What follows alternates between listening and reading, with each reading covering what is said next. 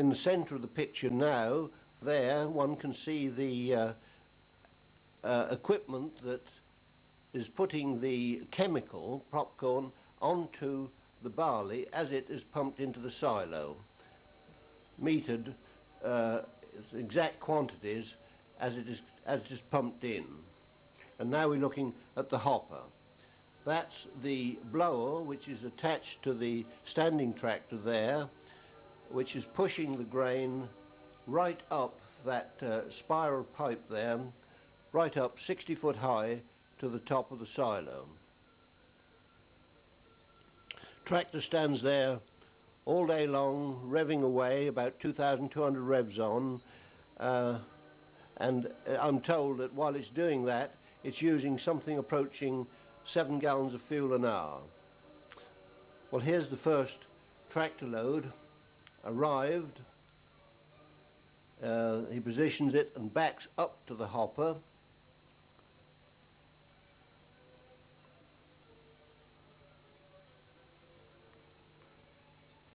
So gets out from his cab, comes round to the back, undoes the chute, which has got a plastic sleeve on it so that there's no spillage of grain all over the place, pulls out the plastic sleeve and opens the valve.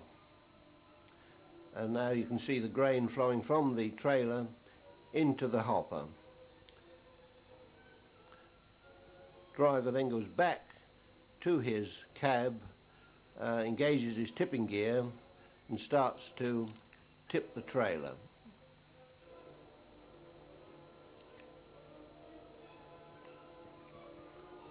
Now there's quite a racket going on at this particular point, and plenty of dust, as you can see. You've got two tractors running away, the blower roaring, and there's an electrically driven auger which is taking the grain from the pit up to the blower itself. Difficult to hear yourself think in this racket, but I will now turn on the sound so that you can hear what sort of a noise the whole lot is making.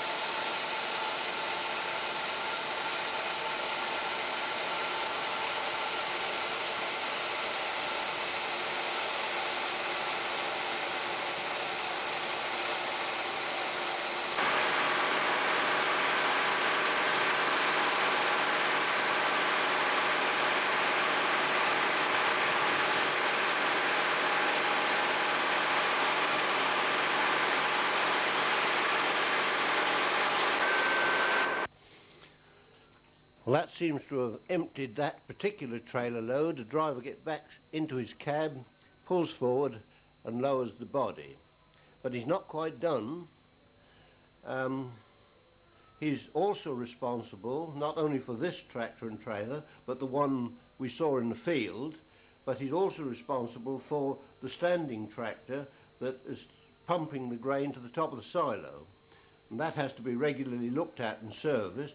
And here we see him driving a small forklift truck, and on the front of it he's got a diesel tank which he's taking round, and he's going to refuel the standing tractor.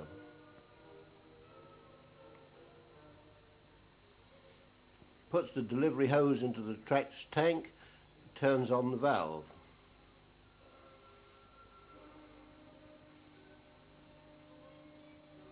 Gets into the cab, check oil pressure, temperature, make sure everything is functioning correctly with that tractor, and then comes back to his own to secure the tailboard.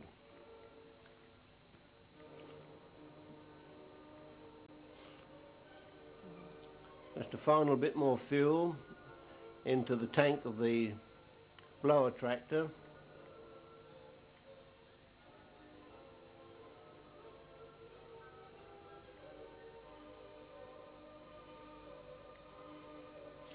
There you can see the flexible tube going into the tractor's fuel tank.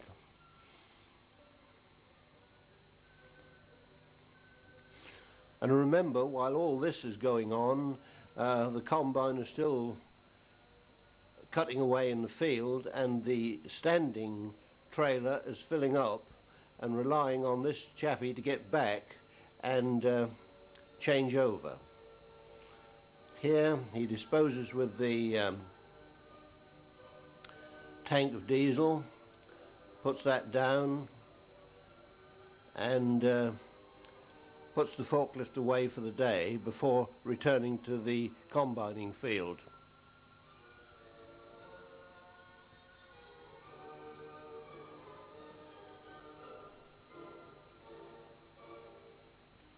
Now we're looking at the baling operation.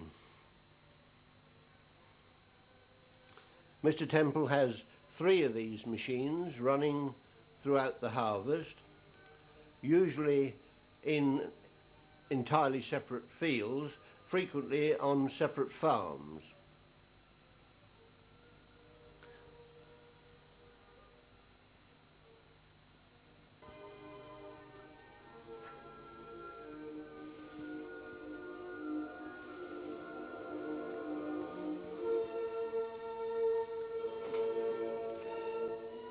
We're looking at the sledge or a bale accumulator now, which takes 10 bales at a time. It's just dropped 10 there, and there they are, 5 by 5, and that is the quantity that the teleporters pick up at any one time, and you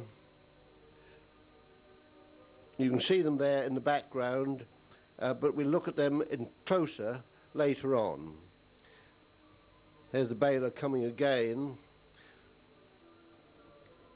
You can see the bales going out of the back of the machine, down the slope, into the sledge, and this automatically stacks them in units of 10 and drops them every time that there are 10 ready.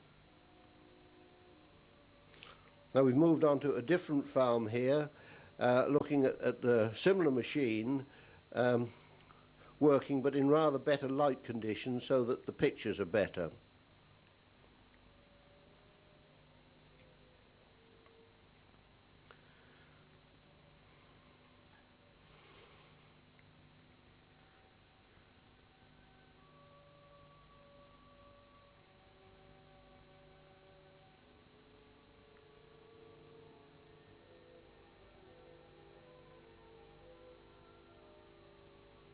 Still plenty of dust about.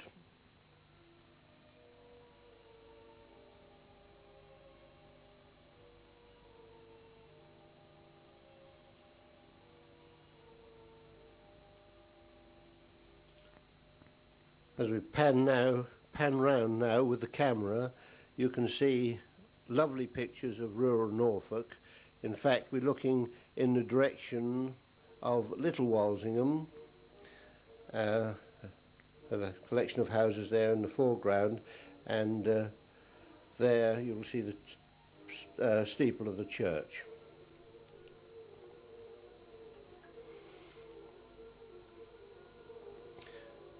Fairly large four-wheel drive tractor on this baler. I'm told it's in the region of 125 horsepower, probably slightly more than is needed for this job, but of course these tractors have to do many different jobs about the farm in the course of the year. I'll turn off my voice and let you hear the sound of the baler.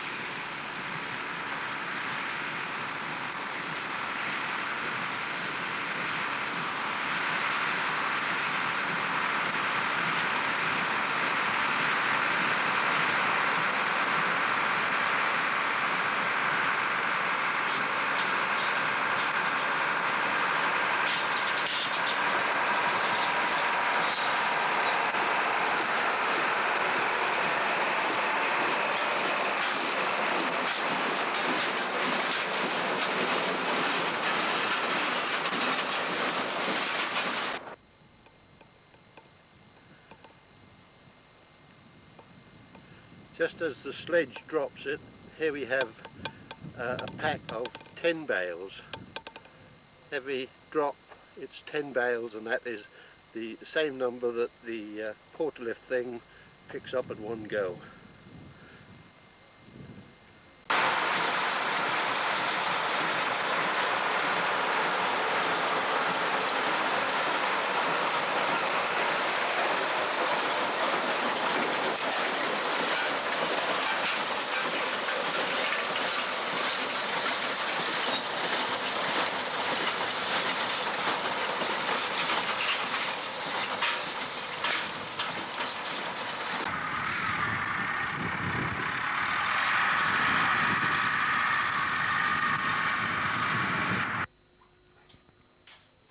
Now we're looking at the teleporters picking up the bales as they're dropped by the baler, remember in units of 10, and stacking them ready to be transported to the stockyards. Here we've got two machines working together. They're putting them in these piles, as you see here. Each pile is 14 tiers high, 140 bales, and that is exactly the amount that the trailers can take at one load.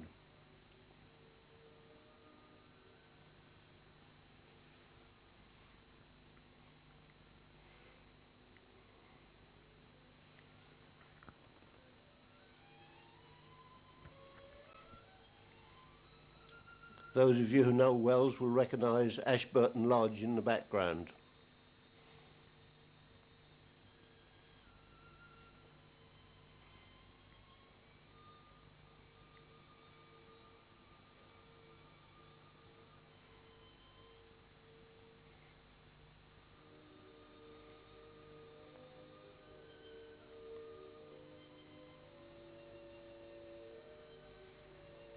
Fascinating to watch the way they can pick them up almost on the move, and away they go.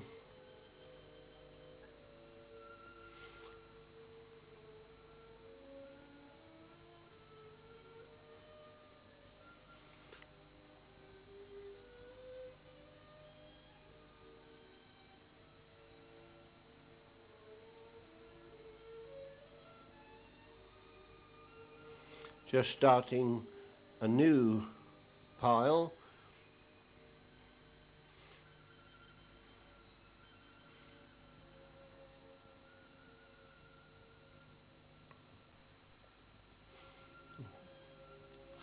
Baler continues with its work. Two of these machines can stack the bales much more quickly than the single baler can produce them, and they get quickly worked up to date and then move onto a different field.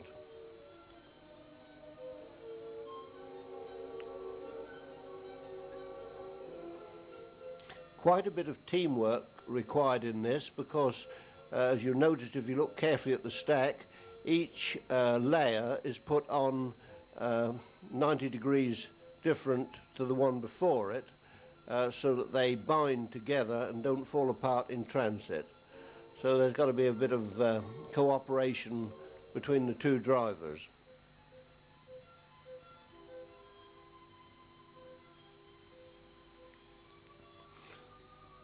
The machine you're looking at now, with the blue bale lifter on the front, has been on the farm for some time. You can see a puff of smoke from his exhaust when he opens the throttle. The other machine is virtually brand new, J registered, and has the very latest electric hydraulic equipment on it.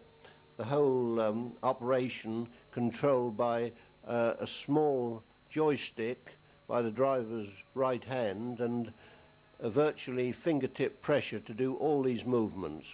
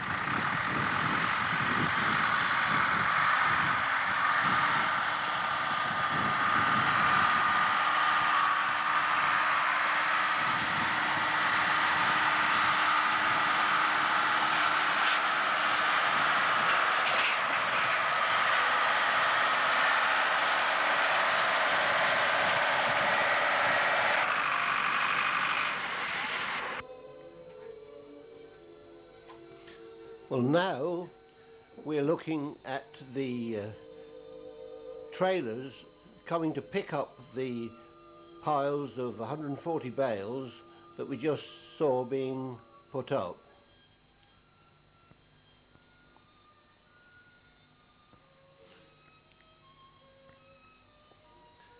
Now, if you watch carefully, you will see the sides of the trailer open up to take the stack.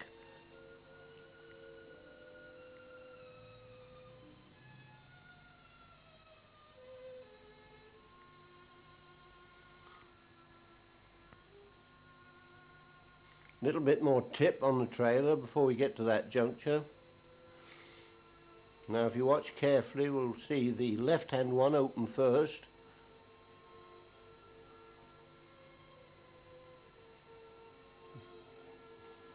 There it goes, look. And now if you watch the right-hand one, that opens out. And then there are two like forks that push right underneath the pile of bales as the tractor backs up to it.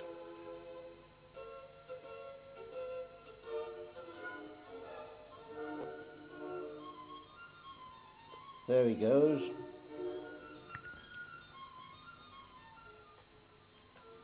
Backs right up to it, and now he hydraulically brings in the two sides. There's the right hand going in, look, to nip the bales firmly onto the trailer. The left hand one goes in, and now he can tip the trailer back to the horizontal position again, and he is fully loaded without leaving the seat of his tractor. The whole operation taking something about 1.5 to 2 minutes.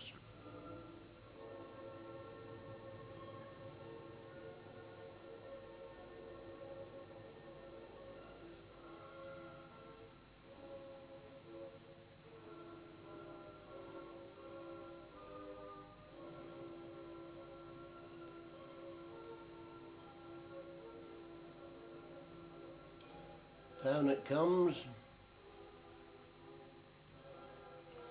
into the fully lowered position.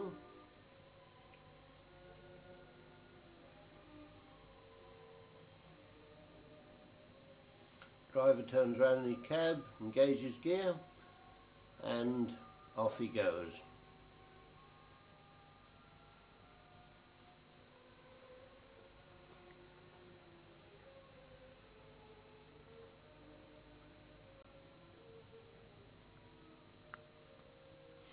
Just to pan round the field, looking at the piles of bales ready to be collected, and the town of Wells in the background.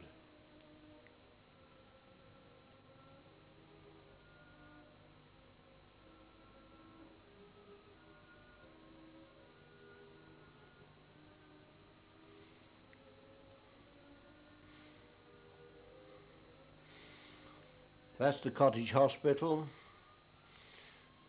And then we come along to the houses on Mill Road, and eventually to the town itself with the sea in the background.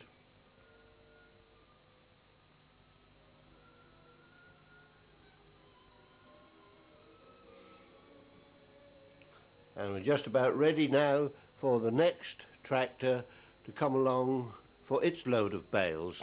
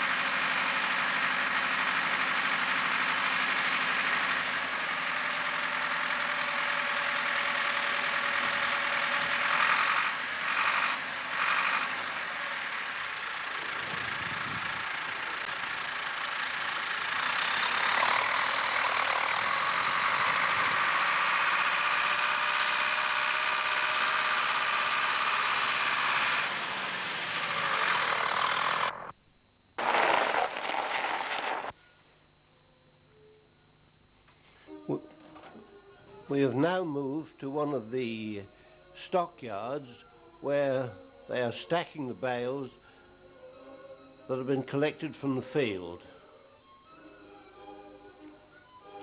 Same tractors and trailers doing this job.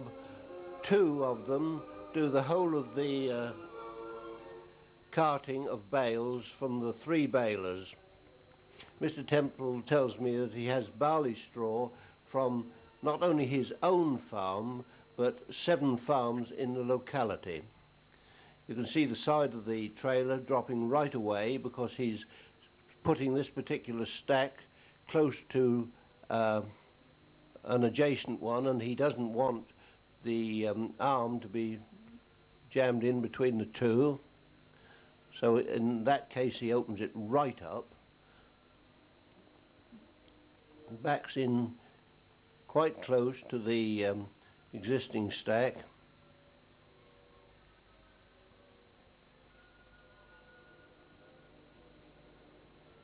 Just a little pull up to get it absolutely right. Space is at a premium. These stacks are put up with a gap between every 2 so that there's an air circulation round them,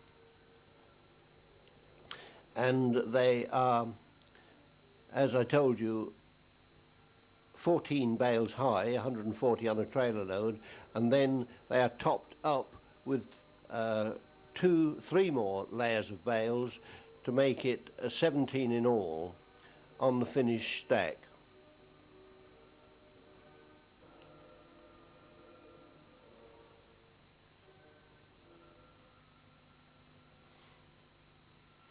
And up he goes into the vertical position.